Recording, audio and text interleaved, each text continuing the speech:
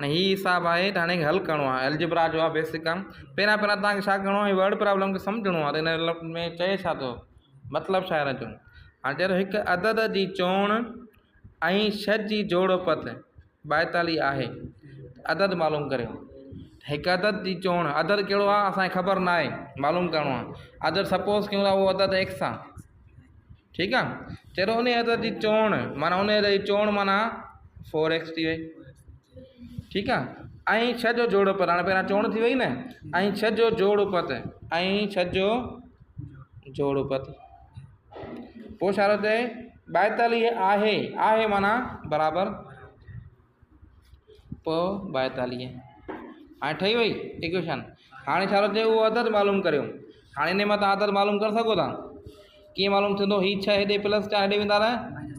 minus 4 थी वेंदा त 4x इज़ इक्वल टू 42